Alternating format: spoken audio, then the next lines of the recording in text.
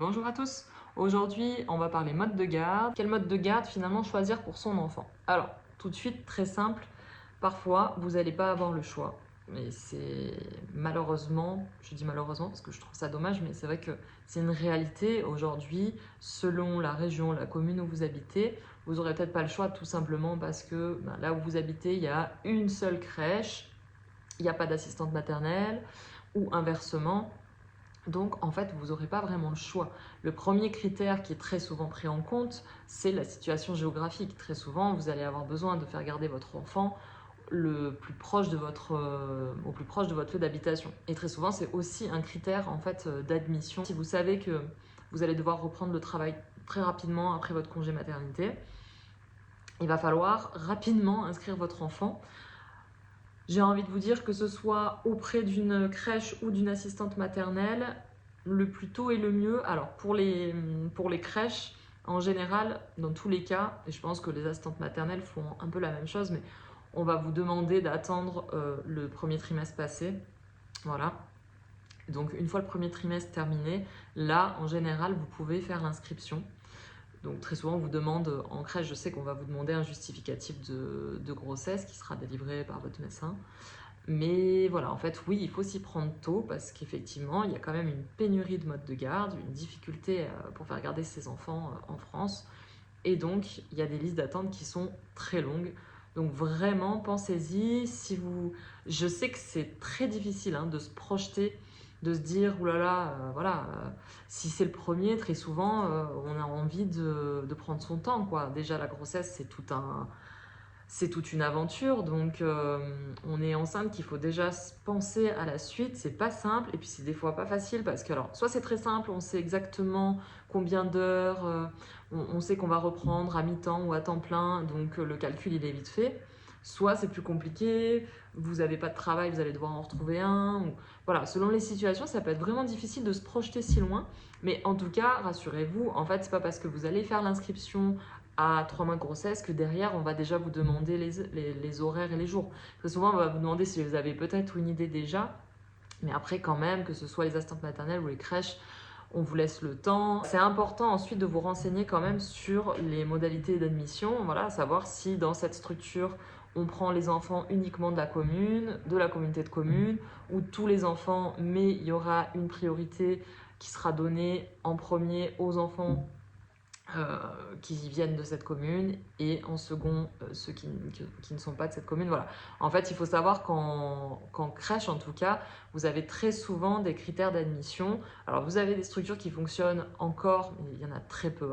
Il y en a très peu qui fonctionnent en gros, premier arrivé, premier servi. Vous êtes sur une liste d'attente, voilà, vous êtes 10e, et ben voilà, vous devez attendre votre tour, tout simplement. Mais ça, c'est très rare. La majorité des structures fonctionnent avec des grilles en fait avec des points qui vous sont attribués en fonction de votre lieu d'habitation par rapport à la crèche, de si vous travaillez ou pas. Si vous êtes un couple et que les deux parents travaillent, vous aurez des points supplémentaires.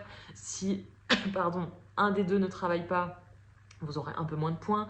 S'il y a déjà un enfant, une fratrie, un enfant qui fréquente la crèche, vous aurez des points supplémentaires.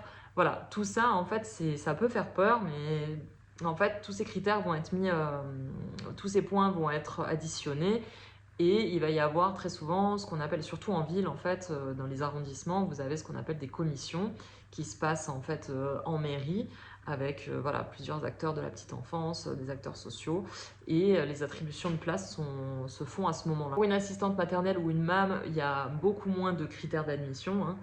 Très souvent, en fait, il va falloir juste que soit ça coïncide avec les enfants que l'assistante maternelle va avoir, les âges des enfants qu'elle a déjà. Si l'assistante maternelle a déjà 3 bébés, en général, elles n'ont pas des agréments où elles peuvent accueillir que des bébés. Il faut aussi des plus grands. Donc voilà, en fonction de l'âge de votre enfant, peut-être qu'une assistante maternelle vous dira tout de suite, moi non, je cherche plutôt un enfant de 2 ans, pas un bébé, ou inversement. Ça va plus se jouer à ce niveau-là. Après, il y aura rarement des critères de situation géographique, mais ça, c'est plus propre à vous, évidemment. Vous n'allez peut-être pas avoir envie de faire 30 à 45 minutes de route pour poser votre enfant, sauf si peut-être c'est sur votre lieu de travail. Voilà, en fait, en tout cas, auprès des assistantes maternelles, les critères vont plus se jouer au niveau des âges, de ce qu'elles recherchent, elles, pour compléter en fait leur groupe. Ce qui va aussi faire la différence et Et j'ai envie de dire, là où vous n'aurez pas le choix non plus, c'est au niveau des horaires. Si vous avez des horaires atypiques, que vous travaillez, je ne sais pas, vous travaillez à l'hôpital et que vous faites des 12 heures par exemple, et donc que vous commencez peut-être très tôt le matin, avant 7 heures, et que vous finissez après 18h, 18h30, certaines structures, certaines crèches ne pourront pas coïncider avec vos heures de travail. Des structures, des crèches, alors il y a tout type, hein, mais en général, les crèches font souvent du 7h30, 7h, 7h30 jusqu'à 18h30. Certaines 19h, mais ça dépend encore une fois de la structure. Donc si vous avez des horaires atypiques, évidemment que vous n'allez pas pouvoir vous tourner vers une crèche. Alors qu'on se le dise, moi dans cette vidéo, je ne vais pas vous dire « Ah, je vous conseille vivement d'aller en crèche et pas auprès d'une assistante maternelle » ou inversement. Non, en fait, c'est pas le but de cette vidéo, c'est pas d'aller casser du sucre sur le dos de qui que ce soit la crèche ou une assistante maternelle. J'ai envie de vous dire, dans tous les cas, il y a de très bonnes structures, comme il y a de très bonnes assistantes maternelles, et il y a de moins bonnes structures, comme il y a de moins bonnes assistantes maternelles. Ça, malheureusement, il n'y a que vous, en tant que parent, qui allez pouvoir rapidement vous rendre compte, en fait, de ce qui peut convenir pour vous, et puis surtout pour votre enfant.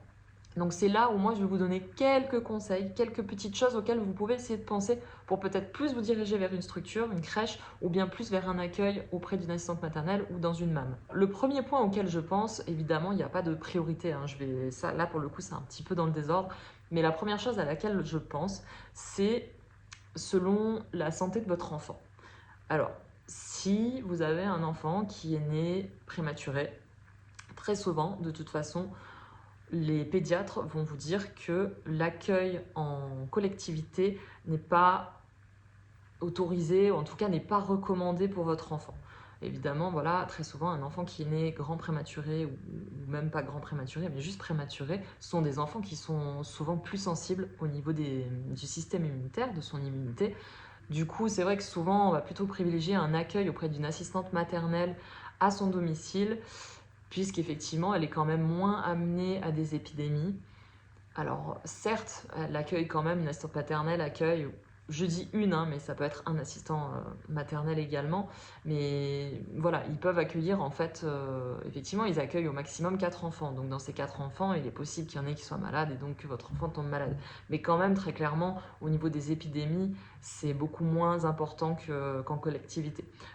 Donc voilà, si votre enfant a une santé fragile et qu'il faut qu'il évite effectivement certaines épidémies, de tomber malade régulièrement, on va quand même plutôt se tourner vers une assistante maternelle à son domicile. Autre point à prendre en compte, ça va être votre organisation de votre vie quotidienne.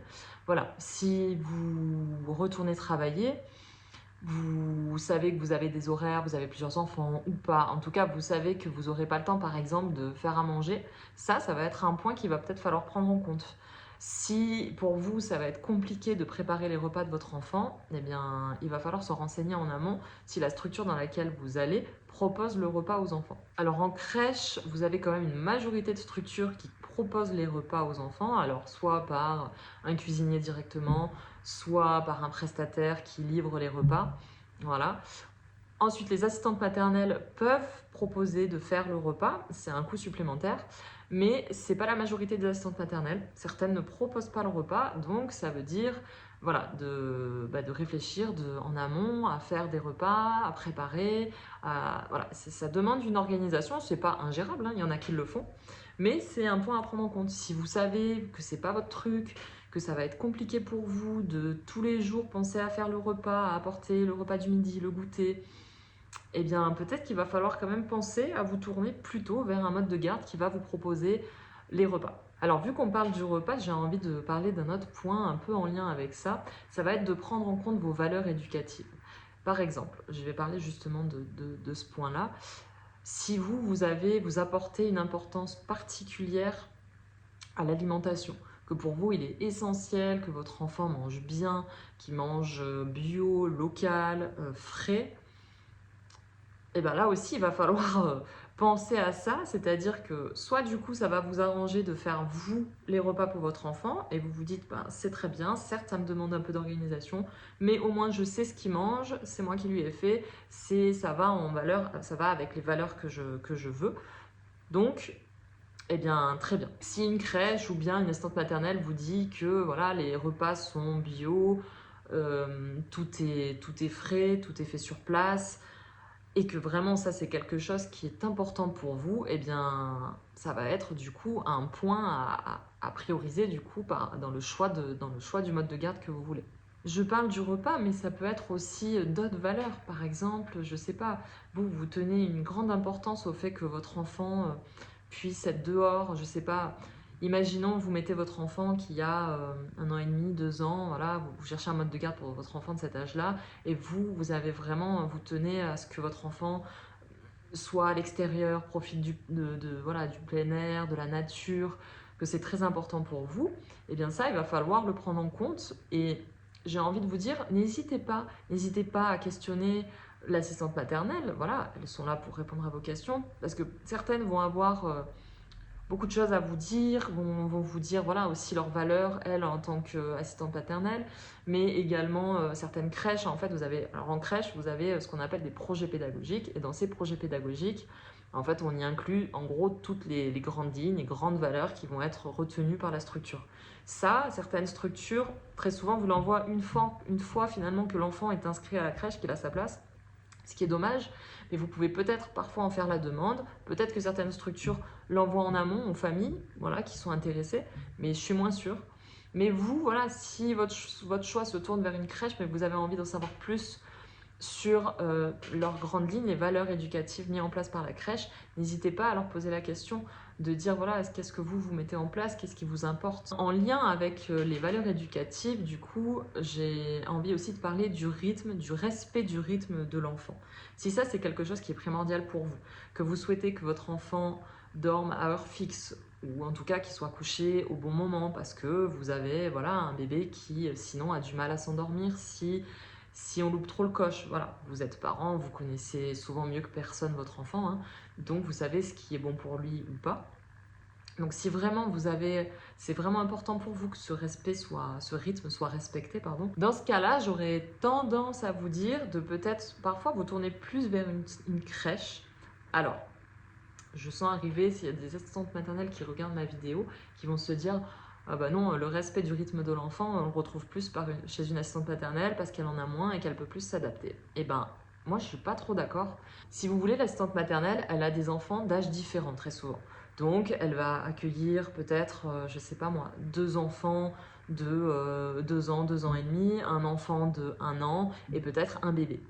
Et là, le souci qui se pose, en fait, c'est que l'assistante maternelle, elle n'a pas la possibilité de vraiment pouvoir respecter le rythme de chacun. Et souvent, c'est au détriment du rythme du plus petit, parce que, eh bien, les plus grands demandent plus on va dire, d'activité, ont besoin de plus bouger, de faire des choses. Voilà, il n'y a pas de sieste le matin, il n'y a qu'une sieste l'après-midi. Donc les assistantes maternelles vont proposer d'aller faire une activité. Alors, si c'est quelque chose qui se fait au domicile, à l'intérieur, eh bien, le bébé peut aller faire sa sieste. Mais si vous avez une assistante maternelle qui est tournée vraiment vers nous, l'important c'est que les enfants y sortent. En fait, c'est là où ça va être important de discuter avec votre assistante maternelle et de savoir. Vous allez vite avoir le feeling ou pas à ce niveau-là, de savoir si l'assistante maternelle est honnête avec vous, elle vous le dira. Elle vous dira, voilà, écoutez, moi par contre j'ai des enfants plus grands, donc très souvent je dois quand même m'adapter à eux par rapport à aux demandes qu'ils ont qui sont plus importantes. Donc pour votre bébé, bien, la sieste, il pourra la faire, mais ce sera en poussette, probablement, parce que je serai sûrement en sortie. Voilà, ce sera peut-être pas forcément à l'heure voulue. Si vous êtes souple, ou que ça vous pose pas de problème, ou que vous savez que votre bébé a pas trop de difficultés avec ça, qu'il va pouvoir s'endormir en toutes circonstances, on va dire, eh bien peut-être ça ne sera pas un problème pour vous. Donc voilà, si pour vous le respect du rythme de votre enfant c'est important, eh bien c'est quelque chose qu'il va quand même falloir prendre en compte. Et j'ai quand même envie de dire qu'en crèche, c'est pas ce qu'on pense. C'est pas très souvent on se fait l'idée de ouais mais c'est bon, avec 8 bébés dans la section, mon enfant il dormira jamais au bon moment. Non, c'est faux. Très souvent dans les crèches quand même, hein, les professionnels sont formés à ça, et donc quand il y a en plus une section bébé, mais même en interage, c'est-à-dire des enfants qui sont tous regroupés, des enfants, des bébés comme des plus grands tous ensemble, vraiment en crèche quand même, c'est partie des fondamentaux d'une bonne structure, c'est de respecter le rythme de l'enfant. Alors ça ne veut pas dire que des fois il n'y a pas des loupés, mais en tout cas je parle vraiment pour les enfants qui font encore 2, 3 siestes, 4 siestes quand ils sont tout bébés. Euh, voilà, ceux qui passent après à une sieste le midi, là ça pose plus vraiment de soucis, puisque que ce soit auprès d'une crèche ou d'une assistante maternelle, ce temps-là normalement il est fait. Mais c'est vrai que quand il y a plusieurs siestes encore dans la journée, c'est important qu'il y ait quand même un minimum de respect de ce rythme-là. Et en crèche, on a souvent une fausse croyance de penser que le rythme il n'est pas respecté, mais c'est pas le cas. J'ai travaillé dans beaucoup de crèches et je peux vous assurer que c'est souvent la priorité. Un autre point qui est essentiel à mon sens et qu'il faut vraiment que vous ayez dans le mode de garde que vous choisissez, c'est ce qu'on appelle la période d'adaptation ou bien la période de familiarisation, ça dépend. C'est la même chose, mais il y a deux façons de l'appeler. En fait, ce temps-là, c'est un temps qui est vraiment essentiel. Alors, très souvent, il fait un peu peur aux parents quand on leur annonce que pendant une semaine, des fois 15 jours, votre enfant va venir petit à petit. Donc, la première fois, vous allez venir peut-être avec votre enfant pendant une demi-heure, une heure, ça dépend. Et ensuite, le deuxième jour, il viendra sans vous pendant une heure, ensuite 1h30, ensuite 2 heures, 3 heures, une demi-journée. Voilà, ça des fois les parents sont... Il y a des parents qui sont très rassurés, qui se disent ok c'est super parce qu'il faut savoir que quand on décide de laisser son enfant, ben, parfois ça peut quand même nous angoisser, voilà. Donc certains parents vont se dire ok c'est cool qu'il y ait ça, au moins en plus ça permet de voir un petit peu l'ambiance de la structure, comment ça se passe auprès de l'assistante maternelle. Alors effectivement ça peut paraître lourd de se dire oh là là pendant 15 jours il va y aller, il va commencer par 1 heure, puis 1h30, ça fait pas beaucoup, il faut s'organiser, pourquoi il y va pas direct une demi-journée. Ensuite, peut-être que ça va très bien se passer au début et donc vous allez vous dire pourquoi on ne peut pas augmenter plus rapidement le temps. Alors ça dépend aussi. Certains vont vous dire ok, bah, vu que ça se passe bien, on va pouvoir augmenter un peu. D'autres qui sont très stricts là-dessus et qui disent non, on y va petit à petit, que ça se passe bien ou pas, ça ne changera rien, on y va crescendo. Cette période d'adaptation, elle est essentielle pour consolider en fait, on va dire que voilà, c'est comme une maison, c'est les fondations. Voilà, pour qu'une maison, elle fonctionne bien, elle tienne bien, qu'il n'y ait pas de soucis dans cette maison, il faut que les fondations soient nickel. Et bien là, c'est pareil en fait. Cette période de familiarisation, elle est essentielle, c'est le socle, c'est la base pour permettre à votre enfant un bon accueil en fait et que ça se passe bien. Donc, même si au début ça se passe bien et que vous vous dites oh là là, demain il y va que 2 heures alors que pourtant ça se passe très bien, il n'y a pas de souci, et ben non, c'est pas grave en fait, c'est pas grave parce que c'est déjà énorme en fait 2 heures des fois pour un bébé, un enfant même d'1 an, 1 an et demi qui n'a jamais été gardé, c'est beaucoup, c'est un nouveau lieu, c'est des nouvelles personnes, enfin ça fait beaucoup d'informations et donc il faut vraiment pas prendre cette période-là à la légère, vraiment pas. Donc tout ça pour vous dire que si vous rencontrez une structure ou bien une assistante maternelle qui ne vous propose pas de période d'adaptation et de familiarisation, n'y allez pas. Vraiment, n'y allez pas. Alors, je n'ai jamais connu une structure qui ne propose pas de période d'adaptation, mais on ne sait jamais, peut-être qu'il en existe, et si c'est le cas, fuyez.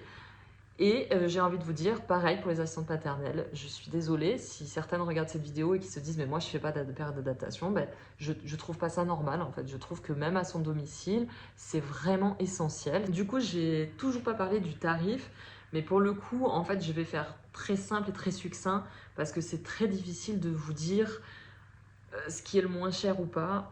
Alors, de base, oui, très souvent une place en crèche revient moins cher qu'une place auprès d'une assistante maternelle, puisque dans les crèches, et encore, c'est là où c'est toute la difficulté, c'est que très souvent les crèches fonctionnent en mode PSU, c'est ce qu'on appelle en fait la prestation de service unique.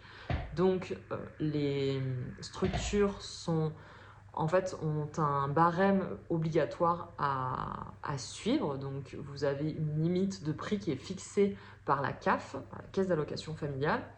Et vous avez donc ce qui est utilisé par les assistantes maternelles, le fonctionnement PAGE, prestation d'accueil du jeune enfant, où là, en fait, il n'y a pas de barème de prix fixé. Pour une assistante maternelle, c'est l'assistante maternelle qui fixe son tarif. Alors, elle a un tarif quand même minimum à ne pas dépasser et maximum également, il me semble. Mais voilà, après, ça dépend des assistantes maternelles, des services qu'elles proposent. Une micro-crèche aussi fonctionne en fonctionnement page. Aujourd'hui, vous avez des sites de simulateurs en fait qui peuvent vous permettre, si vous avez par exemple le tarif de votre assistante maternelle, qu'elle vous a donné le tarif horaire, eh bien vous allez pouvoir rapidement faire un calcul. Je ne vais pas vraiment rentrer plus dans le détail parce que ça va être difficile de vous dire ce qui vous reviendra le plus cher ou pas. Là pour le coup, il va falloir vous tourner directement vers le mode de garde que vous souhaitez choisir, ou en tout cas les différents modes de garde que vous voulez, et demander leurs tarifs en fait, surtout si vous souhaitez en fait faire garder votre enfant par une assistante maternelle, parce que chaque assistante maternelle ne propose pas le même tarif. Même dans la même commune, des fois elles essaient plus ou moins de s'aligner entre elles, mais c'est pas toujours le cas. Donc, puis certaines en fait les assistantes maternelles qui vont vous proposer le repas, forcément vous font payer un tarif plus cher, ce qui est logique. Pour savoir à peu près ce que va pouvoir vous coûter une place en crèche, c'est pareil, en fait vous pouvez vous rendre sur des sites, en fait vous allez trouver les barèmes qui sont fixés par la CAF. Et vous pouvez essayer de faire un calcul. Si c'est un peu compliqué, vous pouvez aussi voir ça avec soit la structure directement, soit auprès du RPE de votre commune ou de votre arrondissement. Donc les relais petite enfance, vous allez trouver, donc, je vous disais au départ, une animatrice de relais qui, elle, aura vraiment les informations propres à votre commune.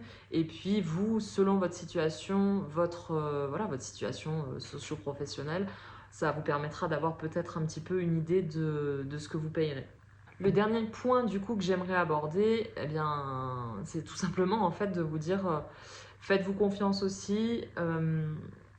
Si vous avez la chance d'avoir plusieurs modes de garde par chez vous, n'hésitez pas à faire plusieurs demandes aussi pour avoir plus de chance. Mais voilà, faites aussi en fonction de votre ressenti. Voilà, si vous avez été dans une structure et que vous n'avez pas été bien accueilli. Soyez observateur quand vous allez aller faire l'inscription dans une crèche par exemple. N'hésitez pas à regarder un petit peu des choses toutes bêtes, l'état des locaux, l'hygiène. Vous allez sûrement arriver à un moment où il y aura peut-être les enfants, vous allez pouvoir un peu les apercevoir. Voilà, soyez attentifs et attentives en fait à ce qui se passe autour de vous quand vous allez faire votre inscription. Pareil si vous allez chez une assistante maternelle. Après, souvent avec une assistante maternelle, mais même en crèche finalement, il va y avoir ce feeling ou pas en fait avec les personnes qui vont vous accueillir.